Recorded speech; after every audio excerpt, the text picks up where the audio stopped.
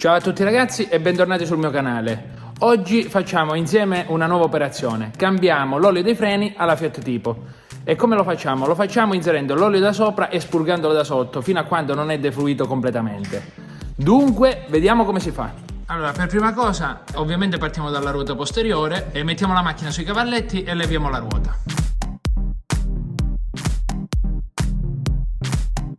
Dopo aver levato la ruota, vi faccio vedere, questo qui è il tappettino che andremo a levare dove sotto c'è lo spurgo e praticamente mi servirò della mano di Daniele per pigiare il pedale all'interno dell'abitacolo per fare in modo che l'olio fuoriesca da questo spurgo qua e lo facciamo entrare con un tubino in una bottiglia. Importantissimo, apriamo il cofano motore e soprattutto andiamo a svitare il tappo della vaschetta dell'olio dei freni perché dobbiamo aggiungere l'olio da sopra, ma dobbiamo cercare di mantenere il livello. E poi non so se si vede da un piccolo sguardo così, potete vedere che l'olio non è più giallo come quando è nuovo, ma è diventato molto scuro. Poi dopo nella bottiglia lo vedremo meglio.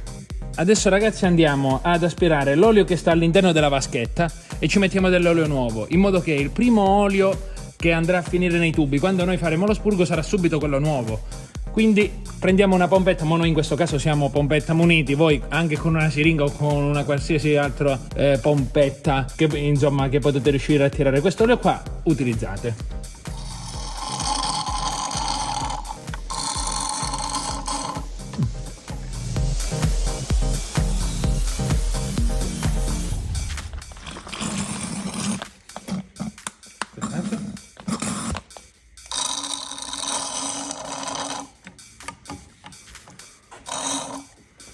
Se ti dico che è nero, credici? Ma perché nero. Cioè, al fume? questo sarà l'acqua che farà. Sì, l'acqua e anche la pressione che tu spingi.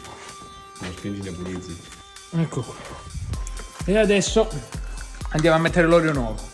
In questo caso abbiamo preso questo qui, un DOT 4, e quindi ci rimettiamo il DOT 4. Io avevo come riferimento, diciamo, proprio questa nervatura della pressofusione, diciamo, del serbatoio e lo riportiamo fino al livello.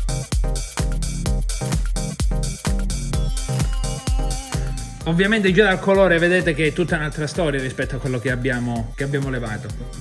Eccolo qua, questo qui è quello vecchio, totalmente un altro colore.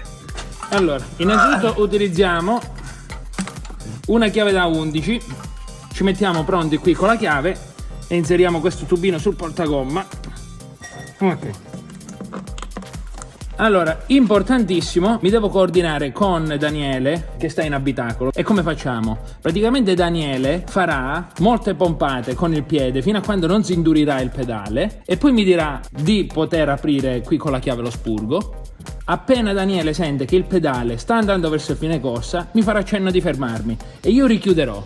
Questo è per fare in modo di fare uscire fuori il liquido dei freni, come con la pressione che fa Daniele dentro l'abitacolo sul pedale. Però non arriviamo, diciamo, a fine corsa permettendo magari, se esce una bolla d'aria, di rientrare dentro. Ok, ci sei Daniele?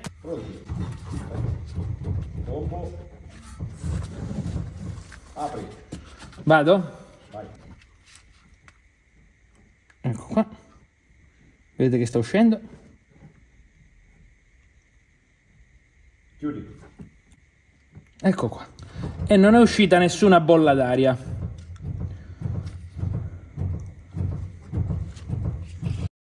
Apri.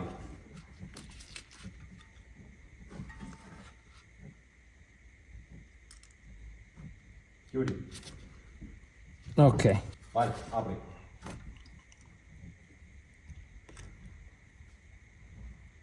Chiudi.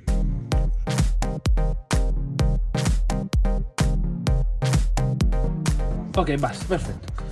Ok, appena vedete che esce l'olio nuovo, possiamo staccare il nostro tubino. Assicuratevi di aver chiuso per bene lo spurgo e andiamo all'altra ruota.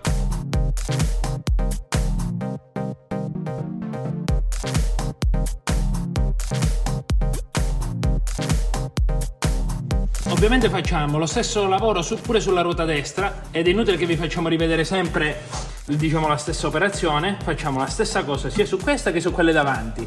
Abbiamo iniziato dalle ruote posteriori semplicemente perché i tubi sono più distanti dalla pompa dei freni e dunque c'è più olio da defluire. Ovviamente ragazzi, Daniele 2 o 3 volte che io apro qui va a tenere sotto controllo il serbatoio davanti per vedere che non scendesse troppo di livello. Importante, sulle pinze anteriori cambia la chiave, adesso è una 8 e non è più una 11. Ci sono.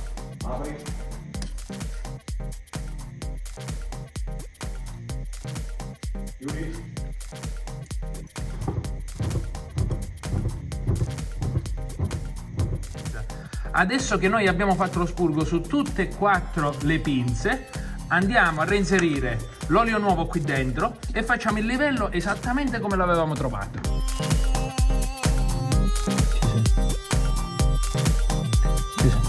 Perfetto. Agislo! Hitler! Baby, due colpi! Questa è un bel lavoro, eh? Allora ragazzi, per concludere in bellezza, adesso stringiamo i bulloni della ruota con la chiave dinamometrica a 115 newton. Almeno così abbiamo fatto un lavoro fatto bene. Bene ragazzi, spero che anche questo video vi sia piaciuto. Adesso dobbiamo rimettere a posto le chiavi, dunque vi saluto. Se il video vi è piaciuto iscrivetevi al canale, magari lasciate anche un like e ci vediamo al prossimo video. Ciao, a presto!